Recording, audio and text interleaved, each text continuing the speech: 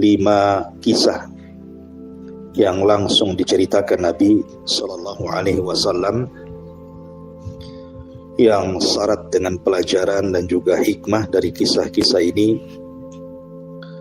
Tetapi kisah ini semua bicara tentang umat sebelum kita. Kisah apa ini dan apa yang kita bisa petik dari kisah-kisah ini?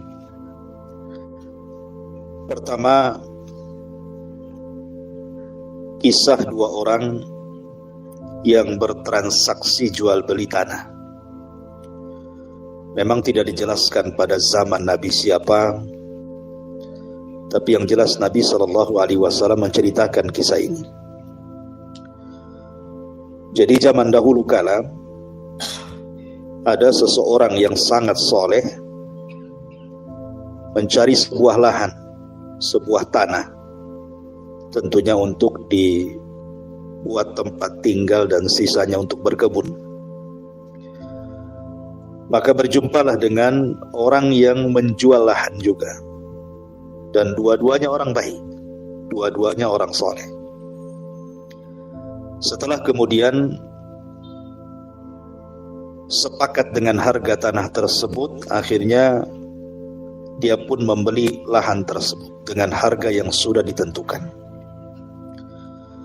Setelah dibeli lahan itu, maka dia bangun rumah di situ dan sisa tanahnya digunakan untuk bertani dan bercocok tanam. Jadi Allah Subhanahu wa taala takdirkan ketika dia sedang mencangkul tanah tersebut, rupanya dalam tanah tersebut ada harta karun. Waalaikumsalam. Ada peti yang isinya itu emas, perak, jamrud, pokoknya harta-harta yang sangat berharga. Artinya kalau seandainya dia mengambil harta itu, maka akan merubah semua kehidupannya menjadi orang yang kaya raya. Dan itu bisa saja, pertama tanah dia sudah beli. Yang kedua, yang menemukan harta juga dia, dan tidak ada yang tahu kecuali dia dengan Allah Azza wa Jalla. Artinya kalau dia ambil harta itu, maka bisa merubah kehidupan keluarganya. Tetapi orang ini orang soleh, tidak mau mengambil yang bukan haknya, karena masih ragu-ragu.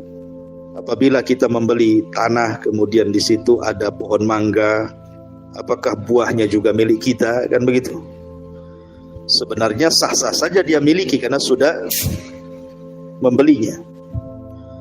Tapi karena dia ragu-ragu, maka dia mendatangi orang yang punya lahan ini, yang sudah lama sebenarnya tidak ketemu. Dia bawa hartanya itu, harta karunnya itu. Kemudian dia mengetuk pintunya, mengucapkan salam, kemudian dijawab salam, dan dia katakan, sesungguhnya ini hartaku temukan di lahanku yang kau jual kepadaku, ini milikmu, ambil. Jadi pemilik tanah ini kaget gitu ya, karena sudah dijual tanahnya, dia pun tidak mau menerimanya. Luar biasa ya.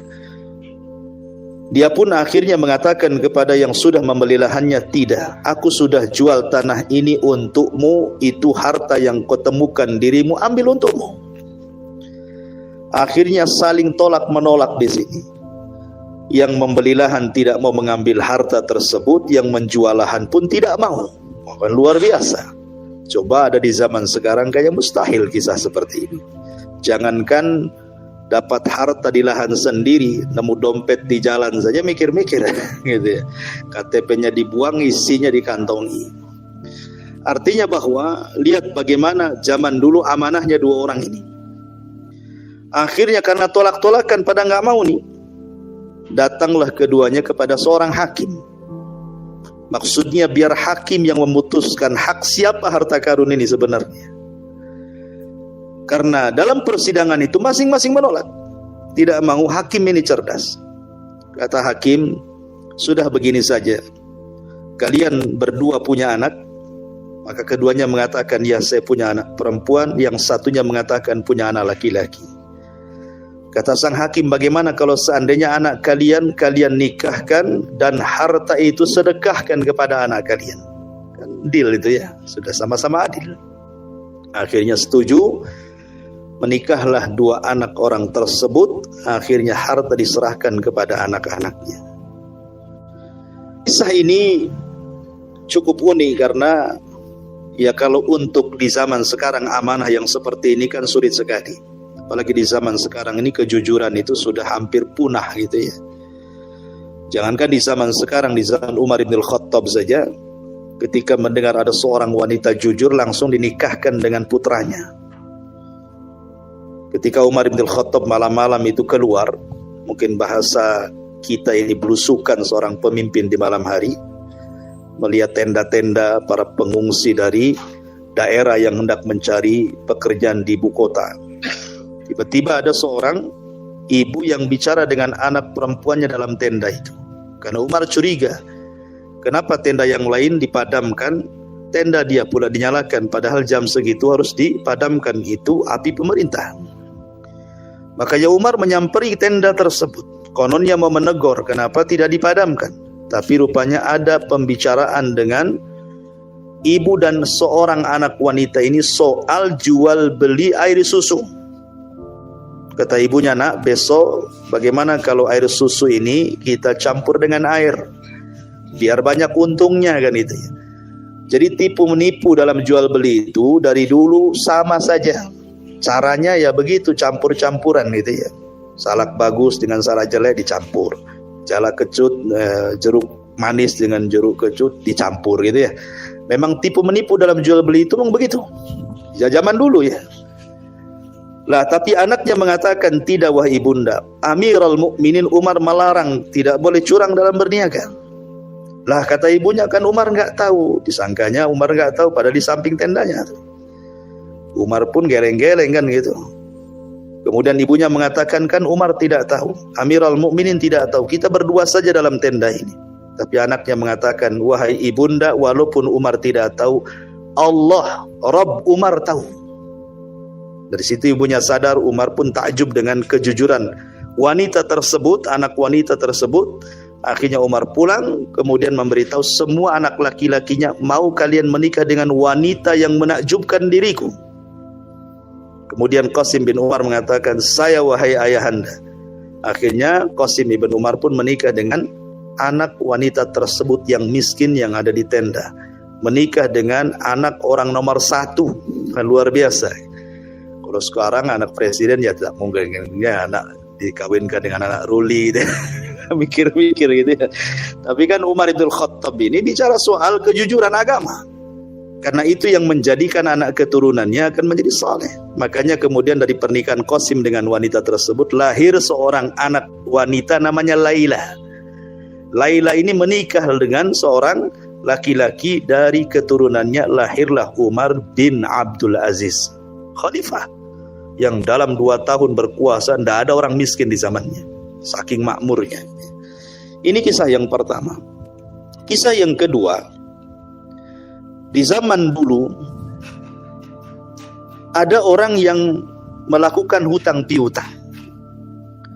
Jadi orang ini melakukan hutang piutang 1000 dinar. Kemudian orang yang menghutangi ini mengatakan kepada orang yang minta hutang, siapa saksinya? Kalau aku berikan uangku ini kepadamu, siapa saksinya? Maka orang yang berhutang mengatakan, tidak ada saksi kecuali Allah subhanahu wa ta'ala. Maka percaya saja orang yang ngasih hutang dan mengatakan, Allahu khairun syahidin. Allah yang sebaik-baik saksi. Saling percaya. 1000 dinar, bukan sedikit 1000 dinar. Dinar itu mata uang. 1 dinar itu 4 gram lebih emas. Kan itu, 1000 nak berapa ratus juta tuh. Ya kan? Tapi percaya saja.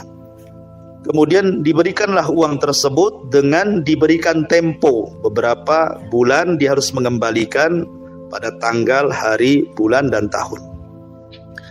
Ketika sudah sampai waktu pembayaran, karena orang yang berhutang ini memang amanah, ya, dia ingin mengembalikan uang itu, takut kepada Allah Azza wa Jalla kalau seandainya pada jam yang ditentukan uang itu tidak sampai kepada orangnya. Masalahnya perjalanan dia ke tempat orang tersebut bukan perjalanan mudah. Sudah jauh, harus melewati sungai. Dan di sungai itu pun perahu yang mengantarkan orang tersebut tidak banyak gitu ya waktu-waktunya itu. Apalagi ketika di hari haknya pengembalian itu cuaca tidak bagus. Sehingga kemudian ketika dia sampai di ujung sungai, sementara orang yang minjami uang sudah nunggu juga di ujung sungai sana.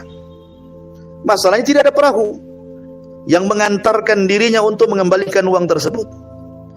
Akhirnya dia pun merasa berdosa, merasa takut kepada Allah Azza wa Jalla. Diambillah kayu, kemudian kayu itu dibelah, kemudian uang yang 1000 dinar itu diletakkan dalam kayu, diikat. Kemudian dia letakkan di sungai dan mengatakan, inni tawakkaltu 'ala Allah. Aku hanya bisa bertawakal kepada Allah, ya Rabb. Aku sudah berjanji hari ini mengembalikan uang, tapi aku tidak bisa mengembalikan karena memang tidak bisa nyebrang. Hanya dengan cara ini kaulah yang mengantarkan uang ini kepadanya. Wah, ini kan tawakal tingkat tinggi. Masa uang mau diletakkan di sungai? Mikirlah kita. Ya. Jangankan bicara itu. Uang 100.000 aja jatuh, kita balik lagi. Kan itu ya. Atau asal letak saja, pikir kita. Tapi lihat orang dulu rasa takutnya kepada Allah luar biasa. Akhirnya kemudian dia pun pulang. Lah orang yang nunggu di tepi sungai sana, di ujung sungai sana pun berpikir kok nggak datang-datang.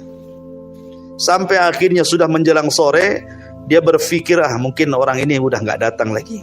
Mungkinlah sudah hilanglah uang saya. Pikirnya nggak akan bayar. Ya.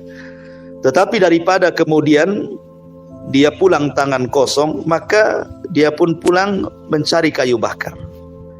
Lah dari situlah dia kemudian mengambil kayu-kayu yang hanyut itu. Rupanya terambillah kayu tersebut dan dia pulang. Tidak tahu kalau salah satu kayu yang dibawa itu adalah isi uang yang hendak dibayarkan kepadanya. Pulang dia ke rumahnya. Ketika dibelah-belah kayu itu, dia kaget. Rupanya ada uang sebanyak yang ia hutangkan, 1000 dinar. Dan ia mendapatkan satu surat di situ.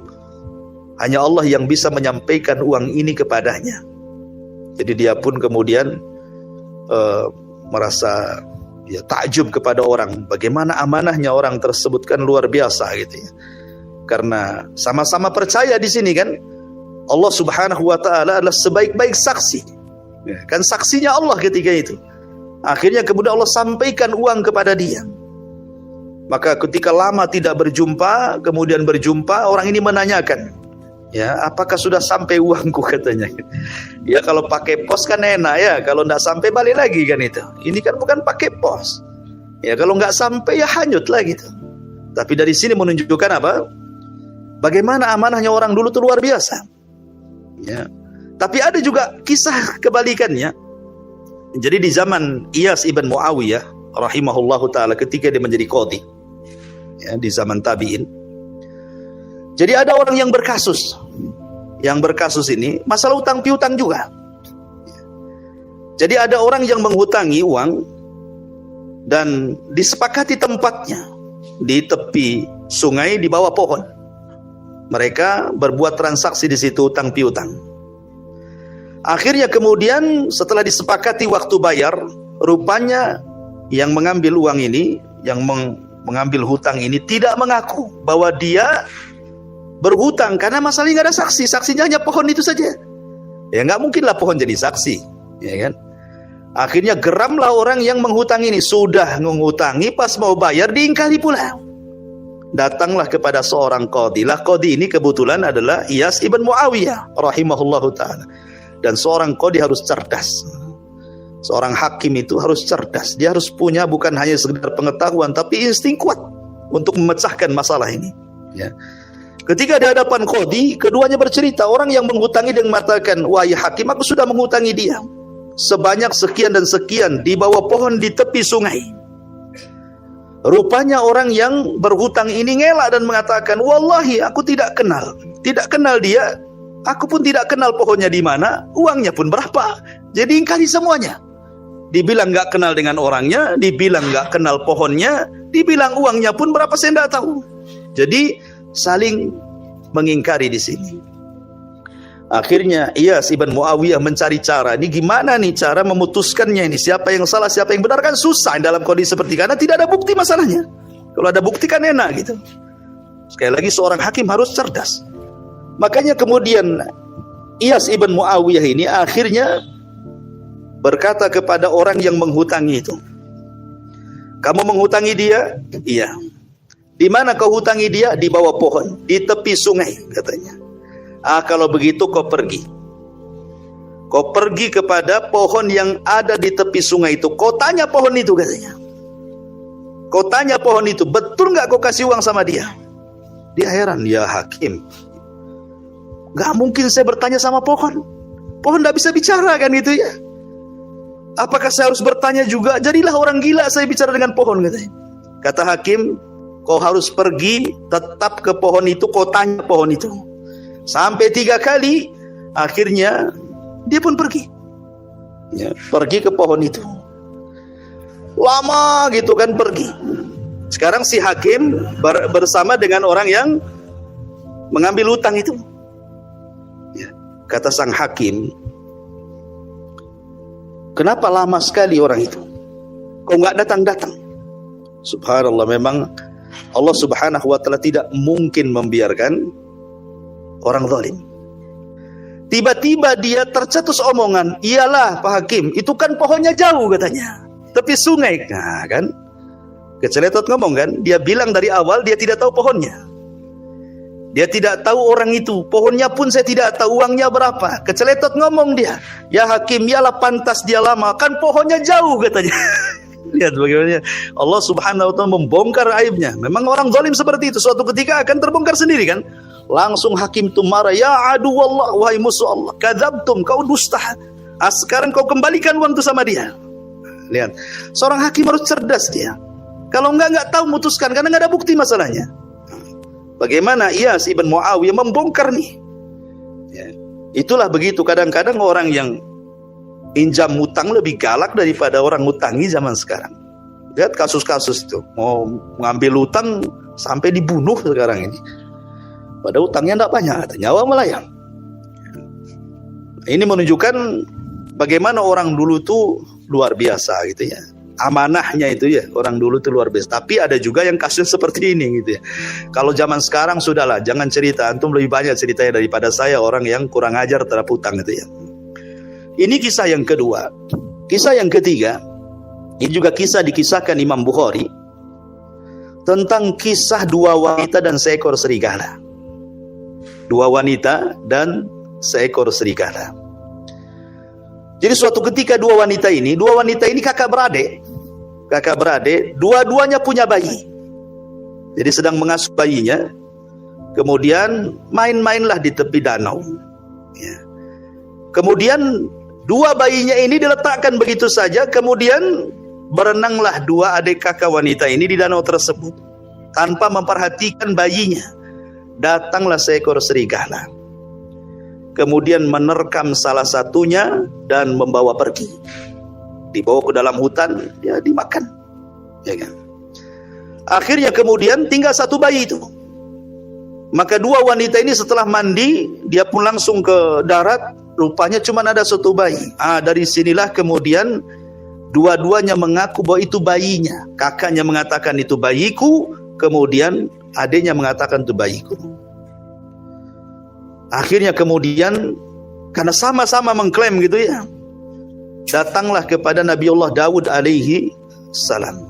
Kisah ini ada di zaman Nabi Daud. Daud seorang nabi, ya seorang raja juga, memberi keputusan, "Wahai Nabiullah, ini ada kasus seperti ini pada kami.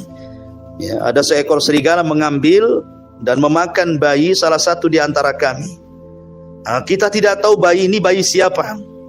Bayi kakakku kah bayi diriku," kata adiknya. Akhirnya kakaknya bersumpah itu bayinya. Karena dia berani bersumpah, maka Nabi Daud tentu akan mendahulukan orang yang bersumpah atas nama Allah.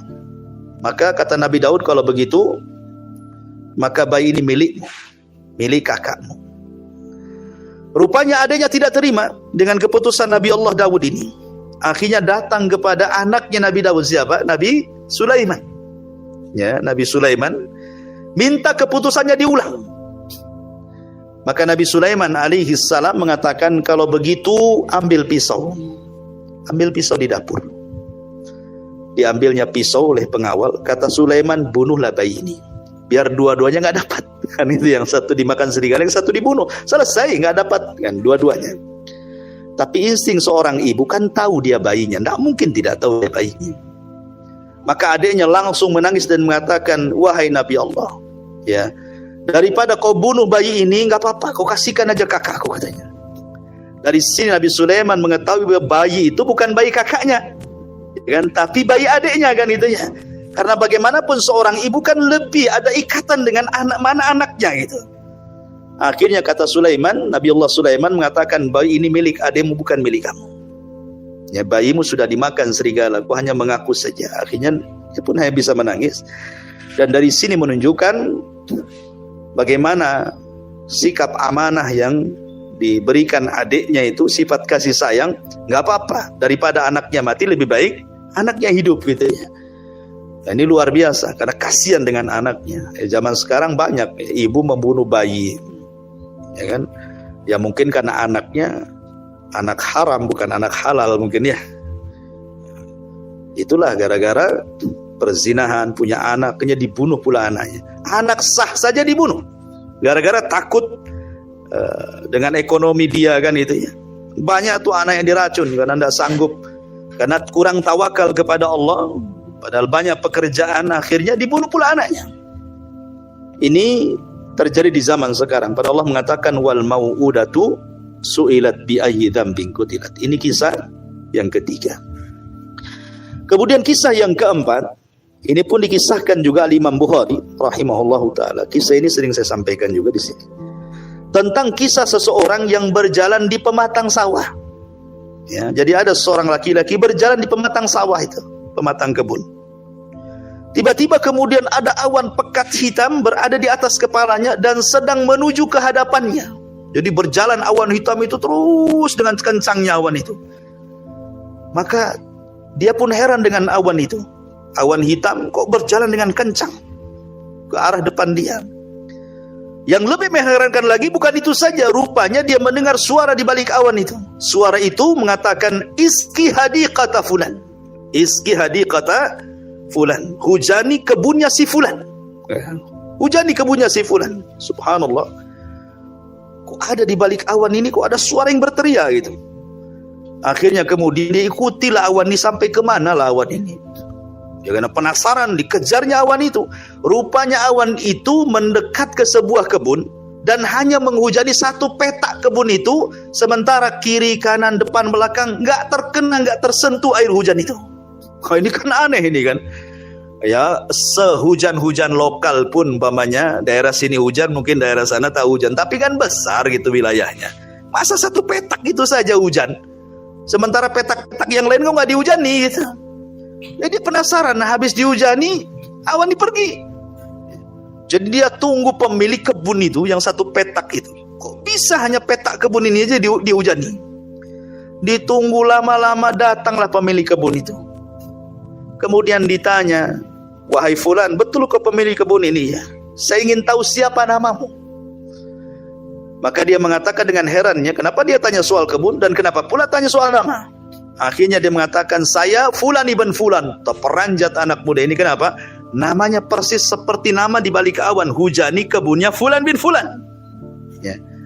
Akhirnya kemudian saking penasarannya, dia pun bertanya, wahai Fulan, sebenarnya apa yang kau amalkan dengan kebunmu ini? Ini kan karomah namanya ya, keanehan gitu. Maka dia mengatakan, demi Allah wahai Fulan, setiap aku panen dari kebun ini, maka aku bagi 3 penghasilannya. Sepertiga aku sedekahkan kepada fuqara wal masakin. Sepertiganya lagi aku berikan kepada keluargaku. Dan sepertiganya lagi aku jadikan bibit untuk menanam di kebun ini. Sebenarnya 3-tiganya sedekah. Sedekah kepada fuqara wal masakin jelas sedekah. Kemudian untuk menghidupi keluarga itu seafdal-afdalnya sedekah. Apabila suami menghidupi keluarganya itu seafdal-afdalnya sedekah gitu. Dari semua sedekah yang ada, seorang suami menyedekahi keluarga, itu pahalanya lebih besar dibandingkan sedekah yang lainnya. Termasuk meletakkan yang sepertiganya di kebun pun sedekah. Kenapa? Karena supaya tetap sedekahnya. Dengan jadi bibit nanti tumbuh lagi, berbiji lagi, sedekah lagi. Jadi dia melanggengkan sedekahnya dalam kebun itu. Intinya semuanya kan sedekah jadinya. Baik yang diberikan kepada fuqara masakin, baik diberikan kepada keluarga, atau diberikan kepada kebun untuk mengawetkan sedekah. Jadi kehidupannya itu hanya untuk bersedekah saja. Baru dia memahami, oh itu yang menjadikan kenapa awan itu menghujani hanya sepetak tanahmu itu ya. Karena apa? Karena dia hidup di dalam sedekah tadi. Wah, lihat bagaimana karamah orang yang bersedekah gitu ya. Ini luar biasa. Ini juga kisah yang menarik tentang kewajiban bersedekah. Kemudian yang terakhir, kisah tentang Bani Israel juga.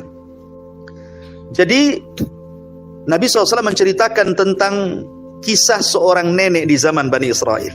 Jadi Rasul itu kan pulang dari perang Khaybar. Khaybar itu terakhir perang melawan orang Yahudi di zaman Nabi. Rasul kan perang melawan Yahudi itu 4 kali dan berakhir di perang Khaybar. Itu sudah terakhir memerangi orang Yahudi dan Yahudi pun terusir dari kota Madinah. Jadi pulang dari peperangan itu, Nabi SAW kehabisan bekal. Rupanya di tengah jalan ada satu gubuk, rupanya pemiliknya seorang nenek Yahudi yang berada di perbatasan Khaybar itu, jauh dari Madinah. Karena kehabisan makanan, kehabisan minuman, kelaparan gitu ya, Rasul dan beberapa para sahabat singgahlah di rumah nenek tersebut, kemudian minta untuk dijamu. Ya, mungkin minum atau makanan kambing gitu ya, disembelih gitu. Akhirnya diberikan kebaikan nenek ini, memberikan kepada Nabi SAW dan beberapa para sahabatnya makan minumlah Rasul di rumah nenek tersebut. Nabi SAW itu tidak pernah kebaikan orang. Makanya Nabi SAW mengatakan kepada nenek tersebut, wahai nenek, kamu sudah berbuat baik sama saya.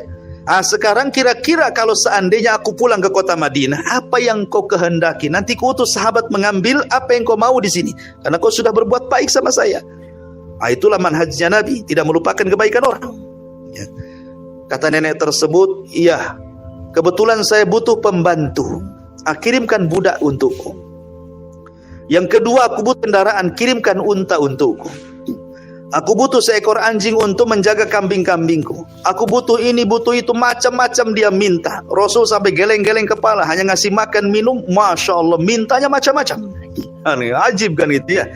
Ibaratnya anak datang ke rumah antum kasih saya makan, minum, kemudian mengatakan, ya Masya Allah, jazakallahu khairan akhi, sudah baik sama saya, kira-kira nih apa balasan saya? Gini Ustaz, sediakan Fortuner 1 katanya.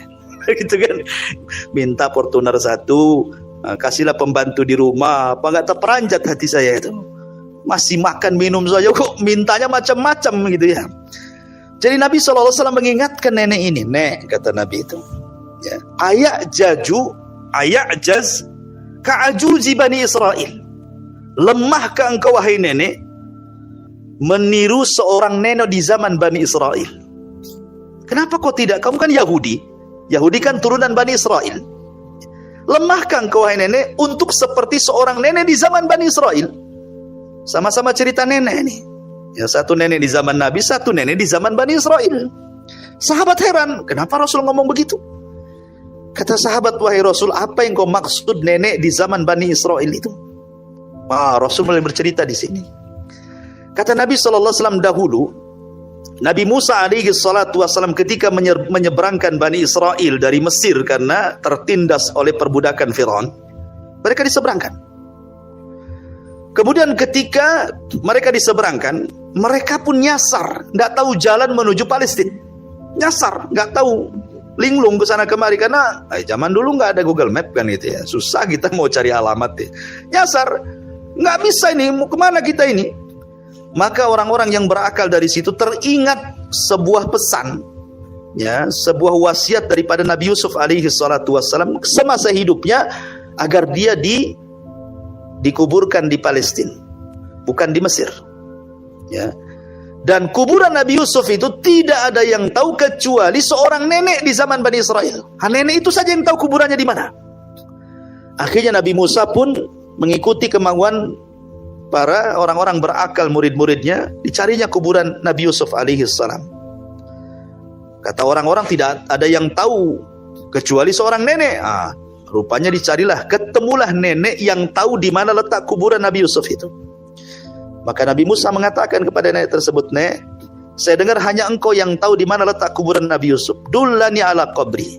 Kalau begitu tunjukkan aku di mana kuburannya." Kata nenek itu, "Oh, tidak semudah itu." Mungkin bahasa Jawanya wani piro gitu ya. Artinya kan tidak bisa lah, ini kan saya sudah menunjukkan, lalu upahnya apa? Ya, Nabi Musa pun mengatakan, "Ya, kalau begitu kau ingin minta upah, kalau gitu upahnya apa, Nek?" katanya. "Upahnya apa? Sebutkan saja," kata Nabi Musa. Nenek ini mengatakan, "Wahai Nabi Allah, aku tidak minta apa-apa, tapi tolong jadikan diriku menjadi temanmu di sorga." Keinginannya itu, jadikan aku menjadi temanmu di sorga. Musa terdiam. Kenapa sorga bukan milik dia kan gitu? Sorga milik Allah. Ini lebih hebat lagi kan gitu ya. Hanya nunjukkan kuburan, jadikan teman seorang nabi di sorga lagi. Nah, ini kan sudah jelas kalau kalimatnya di sorga pasti masuk sorga kan gitu ya. Karena mintanya di sorga. Bukan hanya masuk sorga saja, jadi teman Nabi Musa lagi di sorga. Nabi Musa diamlah. Ya. Akhirnya Nabi Musa geleng-geleng kepala. Oh, ini berat ini permintaannya gitu ya. Musa ketika diam, rupanya Jibril datang. Mengatakan kepada Nabi Musa, "Wahai Musa, terimalah keinginannya karena Allah sudah mengabulkannya." Oh, senanglah Nabi Musa. "Iya," kata Nabi Musa, "Allah sudah mengabulkan keinginanmu. Kalau begitu tunjukkan kuburannya." Nah, setelah ditunjukkan kuburannya, digali lagi, kemudian jasadnya diambil. Karena jasad seorang nabi tidak mungkin dimakan tanah. Ya. Akhirnya dibawa, dan disitulah akhirnya Musa tidak nyasar lagi, karena sudah wasiat Yesus sudah diamanahi oleh Nabi Musa dan juga orang-orang Bani Israel. Lah dari kisah ini apa ini? Rasul mengatakan kepada nenek itu, "Nek, lemahkah engkau untuk menjadi seorang nenek di zaman Bani Israel? Kalau sudah tua itu jangan minta macam-macam urusan dunia." Gitu maksudnya.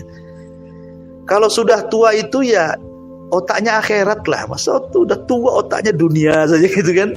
Kalau udah tua itu otaknya akhirat. Makanya orang tua itu ya bagusnya dekat masjid ya kan. Apalagi yang diharapkan orang tua. Cuman aneh ya, di zaman sekarang makin tua, ya apa tua-tua keladi istilahnya. Makin tua makin jadi. Lihat para pembisnis itu. Lihat para pejabat itu kan. Makin tua makin haus jabatan kan itu.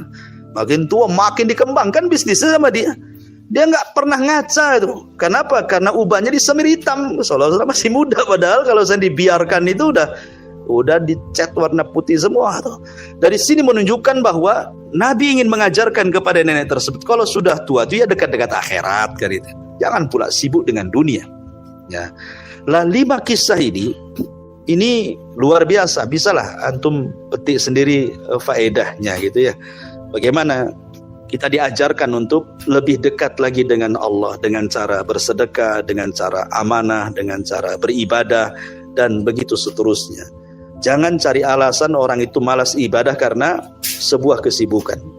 Imam Mujahid dalam sebuah asar, ini bukan hadis tapi asar mauquf kepada Imam Mujahid. Jadi dia menceritakan tentang kisah 3 orang. 1 orang kaya, 1 orang sakit, 1 hamba sahaya. Satunya orang kaya, satunya orang sakit, satunya hamba sahaya. 3 orang ini dihadapkan kepada Allah Subhanahu wa ta'ala. Kemudian Allah bertanya pertama kepada orang kaya, dia panggil orang kaya itu. Dia mengatakan, "Apa yang mencegahmu untuk rajin beribadah?" Kata orang kaya ini, "Ya Rabb, sulittu alayya al-mal." Harta yang membuat sibuk diriku sehingga aku lupa ibadah. Gara-gara bisnisku aku lupa, gara-gara usahaku aku lupa. Kemudian Allah Subhanahu wa ta'ala panggilkan Nabi Allah Sulaiman. Kemudian Allah mengatakan, "Wahai fulan, kayak mana kamu dengan orang ini?" Maksudnya Nabi Allah Sulaiman. Kayak mana kamu dengan Nabi Sulaiman? Siapa? Tidak ada orang kaya di dunia melebihi Sulaiman. Sebutkan siapa? Korun kecil. Ya. Nabi Sulaiman itu kaya sekali. Dia raja dunia alal itlaq. Ya. Makanya orang ini lebih kaya mana kamu dengan Nabi Sulaiman? Dia mengatakan, tentu Nabi Sulaiman lebih kaya dari saya. Lihat, walaupun begitu Sulaiman tidak pernah melalaikan ibadah. Pernah sekali dia melalaikan ibadah. Ketika dia sibuk dengan kuda-kuda koleksi perangnya. Nah, itu. Nabi Sulaiman tuh suka mengoleksi kuda perang. Ada sekitar 1000 kuda. Dia suka dengan kuda perang itu. Ya biasa kan orang kalau sudah hobi biasanya kan suka dengan peliharaan kan. Seperti orang, saya itu ada tetangga itu di Tiban itu, memang hobi ngadu ayam, ya kan. Itu tiap pagi ayamnya, subhanallah. Oh, ini besar lagi nih. Masya Allah. Biarkan dia lewat. Ya, baru cerita ayam lewat pula tikus kan. Masya Allah. Iya, tikusnya besar sekali. Jadi ayam ini, subhan, tiap pagi dia mandikan. Mandi itu bukan mandi biasa, pakai sabun, pakai sampo, ya kan. Kemudian disikat pakai bulu ini, ya kan. Kita aja jarang nyikat, dia disikat pakai bulu. Itu kan. Bisa lah dia rawat ayam, tiap hari dia mandikan. Minumannya extra jos. Subhanallah kan. Itu diurut juga tuh ayam itu, rupanya ada masas ayam juga. Nah, jadi diurut. Subhanallah, memang kalau orang udah hobi itu ngeri. Ya, semua kalah, istrinya pun kalah. Ya.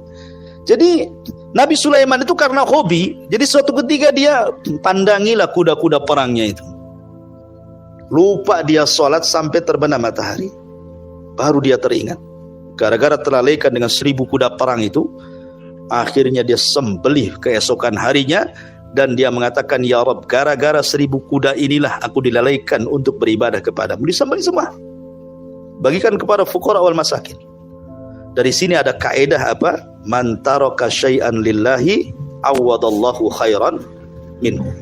Barang siapa yang meninggalkan sesuatu karena Allah, pasti Allah akan ganti sesuatu itu dengan yang jauh lebih baik lagi. Sebab ketika Nabi Sulaiman menghilangkan kuda-kuda itu, menyembelih dan membagikan kepada fuqara wal masakin, Allah ganti kuda perang itu dengan apa? Dengan cara menundukkan awan kepada Sulaiman. Angin ditundukkan. Ya. Cepat mana naik angin apa naik kuda? Naik angin lah kan itu. Set, sudah di mana naik angin itu? Naik kuda lama lah, belum ngasih makannya, belum ngasih angin, nggak dikasih makan. Maka Allah berikan yang terbaik. Makanya kenapa? Kalau kita meninggalkan sesuatu karena Allah, pasti Allah akan berikan yang jauh lebih baik. Seperti kisah anak muda yang dulu saya ceritakan kan, nemu tas gitu ya. Kemudian isinya kalung. Rupanya pas dia dalam hatinya ingin memiliki kalung tersebut, dia mengatakan ini bukan milikku, ini bukan hakku ini. Maka dia simpan. Rupanya sebentar kemudian ada seorang kakek ngaku bahwa dia kehilangan barang. Rupanya betul barang itu kakek itu dikembalikan. Ketika kakek itu hendak memberikan imbalan, dia mengatakan tidak, aku hanya mengambil imbalan dari Allah. Padahal pada awalnya ingin menguasai itu. Tapi karena dia takut kepada Allah, enggak jadi. Nah, ketika kakek itu hendak memberikan imbalan dengan sangat besar, dia pun tak mau. Padahal dia sedang kesulitan tuh. Dia tidak mau. Mudah-mudahan Allah yang membalasnya. Kisah ini lama ceritanya. Sampai akhirnya anak muda ini keluar dari Mekah. Cari pekerjaan, harus menyeberangi sebuah lautan. Rupanya kapalnya terhempas gelombang. Akhirnya sampailah di pulau yang entah berantah di mana pulau itu. Ketika dia terbangun, datang waktu fajar, subuh, gelap-gelap kan itu. Maka dia masuk ke dalam kampung tersebut, rupanya ada sebuah masjid. Masjid itu kotor, tidak ada yang membersihkan. Kayaknya sudah lama nggak dihuni masjid itu. Karena dia orang baik, orang soleh, penghafal Quran, maka dia bersihkan masjid itu. Tiba-tiba azan. Ketika azan, satu kampung datang semuanya. Kenapa? Seolah-olah itu azan pertama. Karena masjidnya pada diazani kotor gitu ya. Ketika dia azan, satu kampung datang. Ya itulah kan kaget gitu ya. Nah, coba gini ya. Antum ke masjid jam 9 antum azan. Kira-kira datang nggak orang-orang tuh? Datang kan. Ini ajaran apa jam 9 datang? Ketika jam 12 azan duhur tak datang pula orang itu gitu ya. Artinya bahwa orang ini azan, satu kampung datang semua. Kok ada suara azan? Karena biasanya kalau suara di pagi-pagi kan masih gelap gitu ya. Sehingga kalau dia bersuara kan kemana-mana. Lain kalau siang. Siang itu banyak suara-suara ya. Sehingga tidak terdengar. Tapi kalau gelap-gelap, pasti suara akan ke sana kemari. Apalagi suara dia lantang dan indah. Akhirnya kemudian anak muda ini sholat. Udah setelah sholat dia mengaji, rupanya punya suara yang indah. Ini orang kampung dengerin, gak sholat juga dia. Tapi melihat suaranya indah, dari situlah keesokan harinya dia takjub dengan anak muda itu. Datang kepada anak muda ini dan mengatakan, wahai anak muda, jadi imamlah di masjid ini. Ajari anak-anak kami untuk mengaji. Maka orang-orang Baduy itu kata anak muda ini, tidak bisa, aku datang untuk mencari pekerjaan. Nah, kalau begitu berapa gajimu? Ya. kami akan bayar. Akhirnya disepakati sekian gajinya, semua orang kampung itu ngaji sama dia. Dapatlah dia pekerjaan menjadi pengajar Quran. Sudah bertahun-tahun, sudah terkumpul uangnya, tentu dia ingin pulang kampung. Orang kampung bingung nih, kalau pulang siapa yang ngajarin? Habislah, ustadznya nggak ada, kan itu. Akhirnya orang kampung berpikir, kalau begitu kita ikat saja, kita kawinkan dengan gadis ini, gadis desa ini, dicarikan yang paling cantik. Kalau yang paling jelek tak mau lah kan itu. Carikan yang paling cantik, datangkan yang cantik itu. Anak muda, maukah kau menikah? Di sini ada wanita yang paling cantik, sudah cantik solehah lagi. Akhirnya kemudian baik, tapi saya harus ta'aruf dulu, ya kan? Harus nador dulu, melihat dulu, main kawin-kawin saja kan itu. Didatangkan wanita itu, memang wanita itu cantik, tetapi laki-laki ini tidak memandang wajahnya. Yang ia pandang adalah kalung yang ada di lehernya. Dia teringat dengan kalung yang dulu dia temukan itu, yang diakui kakek itu kan. Jadi wanita itu pun menangis. Kenapa? Namanya ta'aruf kan memandang wajah, kok yang dipandang dadanya, kalungnya, kan itu ya. Jadi orang-orang mengatakan, ya fulan qad kasarta qalbaha, kau sudah memecahkan hati wanita tersebut. Kalau kau mau bilang mau, kalau kau tak mau bilang tak mau. Kenapa kau pandangi terus dadanya gitu ya? Maksudnya kalung yang ada di lehernya itu. Kata anak muda ini, sebentar, aku ada sejarah dengan kalung itu. Ya, ada apa maksudnya? Mau ceritalah dia dulu, bertahun yang silam itu dia menemukan tas, rupanya ada kalung yang luar biasa harganya itu ya. Kok mirip dengan kalung itu katanya. Dan itu punya seorang kakek namanya si Anu, saya sudah lupa lah, pokoknya seorang kakek. Ketika dia habis bercerita tersebut, tiba-tiba satu kampung itu bertakbir, Allahu Akbar katanya. Bingunglah anak muda ini. Kenapa satu kampung bertakbir? Barulah kemudian mereka bercerita. Dulu ada seorang kakek bercerita persis seperti ceritamu. Dan kakek ini berdoa, kalau seandainya anak muda itu ada di sini, ku nikahkan dia dengan puteriku katanya. Rupanya kakek itu orang tua dari anak perempuan tadi. Subhanallah, kayak sinetron kan. Gitu ya. Tapi ini kan betul kisahnya. Akhirnya kemudian menikahlah laki-laki dengan wanita tersebut, punya 2 anak. Secara tidak langsung dia sudah menguasai kalung dan pemiliknya kan itu ya. Punya 2 anak. Allah takdirkan 2 anaknya meninggal. Kemudian selang beberapa tahun karena ibunya kepikiran dengan anaknya sakit, akhirnya meninggal juga. Jadi istrinya meninggal, 2 anaknya meninggal. Kalung itu menjadi warisan anak muda tersebut. Dulu ketika dia nemu kalung itu, dia berhasrat untuk mengambilnya kan. Tapi dia takut kepada Allah. Sekarang betul-betul kalung itu halal bagi dia. Jadi warisan dia. Karena dia tidak tahan sedih di kampung tersebut, dia minta izin sama orang kampung pulang ke Mekah. Akhirnya dia jual kalung itu dan hasilnya untuk modal berniaga, Allah takdirkan menjadi orang paling kaya di Mekah di zaman itu. Gara-gara kalung modal itu. Dan dia menjadi orang yang ahli sedekah. Lihat, barang siapa yang meninggalkan sesuatu karena Allah, Allah ganti dengan yang jauh lebih baik lagi. Ketika dia tidak mau mengambil kalung itu karena Allah, ini milik orang, Allah ganti dengan yang lebih baik lagi. Itulah kaidah. Ya, jadi jangan takut seorang itu meninggalkan sesuatu karena Allah. Intinya bahwa banyak kisah-kisah yang bisa kita ambil ibrah dan pelajaran gitu ya. Kemudian juga kisah yang tadi masih bicara tentang orang kaya kan, dipanggil oleh Allah. Lihat Sulaiman. Ya. Sulaiman kaya, lebih kaya dari kamu, tapi tidak melalaikan beribadah. Kemudian yang kedua, datanglah orang yang sakit. Yang sakit parah. Allah katakan kepada orang sakit ini, apa yang melalaikan kamu? Kenapa kau tidak beribadah? Dia mengatakan, ya Rabb, lihat kondisiku, aku sakit. Ya, sehingga aku malas beribadah. Karena kondisi sakitku ini yang mendorongku aku malas untuk beribadah. Akhirnya Allah datangkan Nabi Allah Ayub. Ayub ini ditimpa sakit. Bukan hanya sakit, anaknya mati. Kemudian usahanya gulung tikar, dijauhi manusia. Terakhir ditimpa penyakit 18 tahun. Dengan kondisi penyakitnya dari atas kepala sampai kaki, benjol isinya nanah dengan darah, dan dia tidak bisa bangun. Istrinya yang memapah ke tempat dia mandi, dia cebo, dia buang hajat. Begitu selama 18 tahun itu. Tapi dia tidak pernah mengeluh kepada Allah. Maka Allah mengatakan, lebih parah mana sakitmu dengan Ayub ini katanya. Dia mengatakan, ya Rabb, tidak seberapa. Tentu sakitnya Ayub jauh lebih parah dibandingkan diriku. Kata Allah, tapi dia tidak pernah malas untuk beribadah. Gitu ya. Kemudian yang ketiga, datangkanlah seorang budak ini. Kemudian mengatakan, apa yang membuat kamu lalai untuk beribadah? Ya Rabb, saya ini seorang budak. Aku ini ada tuan. Aku harus bekerja kepada tuanku. Ya. Akhirnya kemudian Allah mendatangkan Nabi Allah Yusuf. Yusuf ini dulu pernah jadi budak. Kan ketika diambil dari sumur oleh para pedagang kan dijual di Mesir. Akhirnya dia jadi budak seorang laki-laki pembesar Mesir namanya Al-Aziz yang punya istri namanya Zulaiha itu. Lama dia jadi budak sampai pernah masuk penjara juga gitu ya.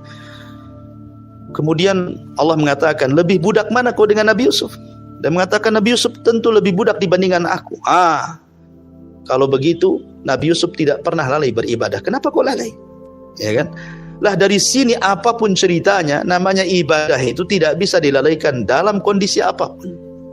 Ya, dan kita lihat cerita-cerita para nabi dulu itu kan, ingat kisah-kisah ini dikisahkan bukan hanya enak ya dengar kisah-kisah, bukan kayak cerita Tom and Jerry atau cerita Upil Ipil apa itu, ya, cerita apa gitu ya. Bukan, cerita-cerita kayak gini itu ada ibrah dan pelajaran. Jadi kisah itu jundun min junudillah, tentara dari tentara Allah, supaya saat kita sedang terkena musibah teringat kisahnya Nabi Ayub, sehingga kita tidak mudah futur gitu ya. Ketika kita ditimpa masalah ekonomi, masalah kemiskinan, ingat dulu Nabi pun pernah miskin, jadi tidak sedih. Jadi kisah-kisah itu sebenarnya untuk melipur lara gitu ya. Ketika kita dalam kondisi susah itu melihat kisah-kisah orang dulu jadi tenang. Ya, oh orang dulu juga sama kok. Ya. Nah, begitu maksudnya ya, kisah-kisah dikisahkan itu ada syarat pelajaran di sini. Wallahu alam, ini yang bisa saya kisahkan di malam ini. Sebelum saya tutup, silakan kalau ada yang mau bertanya.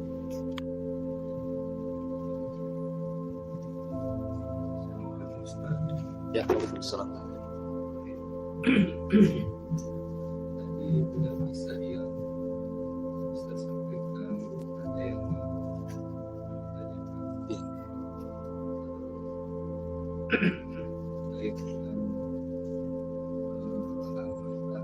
Yang sudah kita tadi mengenai itu keamanan atas lakukan di rumah artinya apakah dengan bersikap itu bisa memudahkan jodoh seseorang? Aku masih banyak jodoh nih, banyak sekali jodoh. Tips-tips nasihat supaya dapat pasangan jomblo tak laku atau jomblo yang yang ngasih harga mahal ya. Ya sebenarnya sih jodoh itu di tangan Allah. Jodoh di tangan Allah. Tetapi ingat bahwa nikah itu sebuah ibadah, bahkan bisa menjadi sebuah kewajiban. Ya. Kalau sudah sampai taraf wajib, nggak ada alasan harus nikah. Ya. Maksudnya taraf wajib itu begini. Kalau dia sudah tidak bisa menahan nafsu, akhirnya terdorong untuk melakukan zina, naudzubillah, melihat film-film yang gak jelas, ya, ataupun melakukan hal-hal yang dilarang dalam Islam, gitu kan, sampai mendorong syahwatnya untuk melakukan zina atau wasilah zina, berarti sudah wajib tuh, daripada dosa terus, kan itu. Sebenarnya perpindahan dari halal, dari haram ke halal, dari dosa ke ibadah itu hanya 5 menit saja. Ya, hanya 5 menit saja kan. Aku nikahkan kamu, gitu ya. Itu kan akad nikah itu kan cuma 5 menit, dah sampai 5 menit. Ya, aku nikahkan kamu dengan si anu dengan mahar seperangkat alat masjid dibayar tunai kan itu. Nah, aku terima, selesai, nggak sampai 5 menit. Ya, jadi haram jadi halal gitu ya. Jadi berdosa jadi berpahala. Sebenarnya sebentar. Ngapain berpacaran bertahun-tahun ya, kadang-kadang kan sampai 10 tahun pacaran, terakhir tak jadi, ya kan? Atau udah pacaran 10 tahun nikahnya setahun, nggak imbang tuh. Jadi pacarannya lama, nikahnya pula sebentar. Jadi buat apa ya? Jadi kalau memang sudah ada jodoh nggak usah ditunda. Ustaz, saya ini gaji pun pas-pasan, apa ya, nggak cukup. Ada firman Allah, iyakunul fuqara yughnihimullah. Kalau kalian merasa fakir, merasa kurang, maka Allah Subhanahu wa taala akan mencukupkan kalian. Ya, saya yakin kayak ini bos antum gitu kan. Sebelum menikah juga nggak punya usaha kayak gini. Nggak punya rumah, nggak punya mobil, nggak punya apa. Kecuali kalau ada warisan. Setelah menikah itulah baru terpikir usaha, terpikir rumah, terpikir mobil, terpikir apa. Akhirnya punya semua kan. Tapi kalau jomblo nggak ada ceritanya sukses. Ya, kecuali ya judi, dapat togel mungkin. Tapi kalau sendiri itu tetap masih miskin. Nggak akan dia kepikir punya rumah, beli peralatan rumah, beli kompor kasur. Nggak akan kepikiran itu. Bagus dia cari kos-kosan yang elit sekalian, sudah ada semuanya. Tapi yang sudah menikah ini kepikiran macam-macam. Walaupun ngontrak pun masih nyicil lah, beli kulkas. Akhirnya punya kulkas, ya kan? Nyicil beli karpet, punya karpet akhirnya. Jadi punya semua, lama-lama dipunyai dia. Itu maknanya bahwa kalau kalian merasa fakir, nanti Allah buat kalian kaya. Jadi jangan khawatir, nikah saja, apa masalahnya? Nggak ada jodoh, nggak mustahil. Sekarang ini alat komunikasi banyak ya kan? Cari jodoh itu kayak cari kucing dalam karung. Nggak dapat di IG, dapat di Facebook. Nggak dapat di Facebook, di WeChat kan? Macam-macam sekarang ini kan. Tinggal milih sekarang ini. Apa masalahnya? Nah, cuman ya gitu dapatnya ya kayak kucing gitu. Disangka kucing itu warna putih, pas dibuka warna hitam pula. Gitu ya. Nah, itu kan namanya tebak-tebakan di situ. Nah, makanya juga selain daripada jangan asal cari juga ya harus dipilah-pilih juga ya. Dan mencari jodoh di zaman sekarang lebih mudah karena apalagi laki-laki ya, jumlah wanita itu jauh lebih banyak dibandingkan jumlah perempuan. Jumlah perempuan lebih banyak dibandingkan jumlah laki. Apalagi di Batam. Sensus di Batam itu perempuan jauh berlipat-lipat dibandingkan laki-laki. Lihat di Makuning itu pekerja-pekerja itu. Satu perusahaan tuh perempuan mungkin 70%, laki-laki 30%. Ada yang 10%-nya laki-laki, 90%-nya perempuan. Jadi nggak ada alasan lah kalau jomblo tak kawin itu di Batam. Kecuali antum hidup di hutan, ada mungkin ya. Di Batam tuh gampang cari jodoh. Tapi sekali lagi ingat sabda Nabi SAW, fangki tungkahul mar'atu li arba. Wanita itu dinikahi karena 4 perkara gitu ya. Perlu cantik juga, perlu kaya juga, perlu nasab juga, tapi agama jangan dilupakan. Ya, wallahu a'lam. Ya. Amalan cari jodoh. Ini sudah. Iya, jadi ada satu kisah begini ya. Ada anak muda itu, mukanya pas-pasan. Mukanya ya tampan pun tidak. Ya, pas-pasan mukanya. Ya. Dia naksir pula wanita yang cantik tetangganya. Anak orang kaya, dia orang miskin. Sudah miskin pas-pasan pula. Ya. Dia tak berani ngaca gitu. Kacanya yang takut bukan kita. Jadi karena keinginan kuat dia ingin menikahi wanita soleha itu, wanita cantik itu, anak orang kaya, dia orang miskin. Dia ngomong sama ibunya, "Bu, mungkin nggak saya ini nikah sama gadis itu tuh, tetangga sebelah yang kaya?" Kata ibunya, "Sudahlah, jangan tempuh tinggi lah angan-anganmu. Nanti jatuh pula kan gitu. Nggak usah pikir gitu." Akhirnya kemudian dia pun datang ke masjid. Di situ ada ustadz di masjid itu. "Ustadz, saya pengen nikah sama gadis itu. Bisa nggak?" Namanya ustadz kan beda dengan jawaban ibunya. "Oh bisa." Mulai ustadz itu kasih motivasi. Bisa. Ya, semua takdir Allah kata ustadz itu. Syaratnya cuma satu. Kamu harus rajin ibadah ke masjid ini. Kamu harus rajin sholat 5 waktu, rajin baca Quran, rajin zikir. Pokoknya kamu jangan tinggalkan masjid. Ya. Akhirnya terpikir sama anak muda ini, "Oh betul juga kata ustadz ini." Akhirnya sejak itu dia sholat. Lihat, awalnya niatnya bukan karena Allah kan, karena ingin dapat wanita tersebut. Sholat 5 waktu nggak pernah tinggal, zikir baca Quran, ya, belajar sama ustadz itu ngaji. Akhirnya suaranya jadi bagus. Lah bapaknya gadis itu suka ke masjid, memperhatikan kok anak muda ini kok soleh kali katanya. Mulai kan Allah ngabulkan tuh doanya tuh. Yang lain anak-anak muda seusia dia tak ada di masjid tuh. Dia saja dia habis sholat 5 waktu, zikir baca Quran luar biasa. Mulai tertarik anak muda ini. Ya. Jadi kata bapaknya anak muda itu, ini kalau dijadikan karyawan saya boleh juga nih. Ini orang soleh nih, pasti tidak mungkin berkhianat. Akhirnya dia mengatakan kepada anak, nak, mau enggak kamu menerima tawaran saya? Dalam hati anak muda sudah senang. Oh, jangan-jangan suruh nikah sama anaknya. Dia tidak tahu maksudnya kan. Ini kan cerita, maksudnya mau diajak kerja di perusahaan dia. Kata anak muda itu, alhamdulillah, Allah sudah kabulkan katanya. Begini nak, kebetulan kami sedang butuh cleaning service di perusahaan. Mau nggak aku kerja sama diriku katanya. Oh, kacau dia, rupanya beda. Ya, maksud hati maksudnya dikira ditawari anaknya, rupanya pekerjaan. Dia mengatakan, oh tidak pak. Ya, dia tolak tuh pekerjaan itu, nggak bisa. Ya, saya kayaknya masih sibuk belajar ibadah. Oh, ditolak betul-betul. Ditolak betul-betul. Akhirnya dia menolak. Tapi tidak kemudian menyurutkan dia ibadah. Dia datang lagi ke ustaz itu minta nasihat. Saya kira dia menawarkan putrinya, rupanya dia menawarkan pekerjaan pula kan. Hampir dia futur. Tapi ustaz ini membesarkan hatinya. Subhanallah, itu sudah bagus. Dulu bapak itu tidak pernah nyapa kamu katanya. Sekarang sudah nyapa kamu, itu saja sudah bagus itu kan gitu ya. Berarti kamu sudah disapa dia, teruslah beribadah katanya. Tambah lagi ibadahnya. Kalau perlu sepertiga malam kau tahajud katanya. Ditambah lagi dia ibadahnya. Jadi bapak ini bola balik nengok anak muda ini, masya Allah, kok makin hari makin rajin. Akhirnya kemudian tertanamlah suka anak muda ini kepada masya Allah. Lewat lagi ya. Sudah nggak apa-apa, biarkan dia ikut ngaji ya. Tangkap saja sebenarnya. Jadi akhirnya kemudian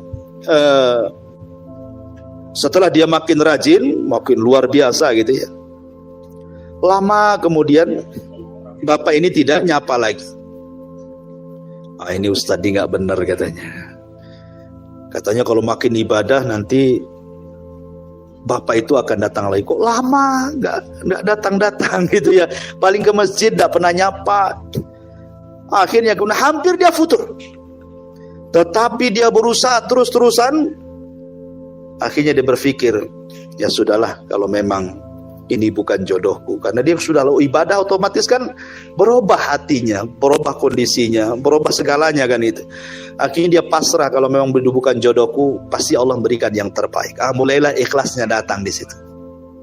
Lah ketika ikhlasnya datang di situ, dia beribadah karena Allah, sudah bukan karena wanita tersebut. Barulah kemudian suatu ketika datanglah bapaknya. Katakan, nak, mau kau nikah dengan anakku katanya. Dia kan. Ketika ibadah itu jadi ikhlas, disinilah Allah datangkan jodoh. Kan awalnya dia belum ikhlas, karena masih mengharap terus masalahnya kan. Sekarang sudah ikhlas, betul-betul datang bapaknya. Allah, siapa yang datangkan bapaknya ke anak muda ini? Allah yang menggerakkan. Ya. Dia mengatakan, mau enggak kamu nikah dengan anak saya? Dia mengatakan, tidak pak katanya. Oh, ditolak pula katanya. Bayangkan, padahal niatnya pertama mau tuh, sekarang dia nggak mau lagi. Ya, dikhawatirkan kenapa? Baru dia jelaskan dulu, sebenarnya ibadah saya itu karena ingin menikah anak bapak. Tapi lama-lama saya ikhlas. Ketika Allah takdirkan kok bapak datang menawarkan anak bapak, kayaknya saya sudah berubah. Saya tidak mau lagi, takut amalan saya terganggu nanti niatnya karena anak bapak lagi. Jadi nggak mau gitu. Ya, padahal sudah mau tuh tadinya, tapi akhirnya karena bapak ini mendesak, kok makin kagum gitu kan. Makin lagi dikagumkan dengan anak muda itu. Dari situ malah bapak itu yang ngemis-ngemis supaya nikah dengan anaknya. Kan begitu. Akhirnya nikah pula. Itulah endingnya, yang penting nikah akhirnya anak muda dengan anak, karena ya memang bapaknya sampai ibaratnya ngemis-ngemis gitu ya, karena makin takjub dengan akhlaknya. Sudah nggak lihat lagi tampang pas-pasannya itu, karena terkalahkan dengan ibadahnya. Kenapa? Karena ibadah itu membuat cahaya wajah yang jelek pun jadi ganteng. Ibadah itu, coba saja ya. Tapi kalau nggak ibadah, yang jelek makin jelek. Makin susah jodoh. Wallahu alam. Jadi ya mintalah kepada Allah ya. Wallahu alam. Itu tipnya, mungkin kisah-kisah itu ya. Ya. Baik. Cukup. Tapi dia sudah agak malam juga. Dan sampai di sini kita tutup dengan kafaratul majlis. Subhanallah bihamdika, asyhadu an la ilaha illa anta, astaghfiruka wa atubu ilaik. Allahu ta'ala. Assalamualaikum warahmatullahi wabarakatuh.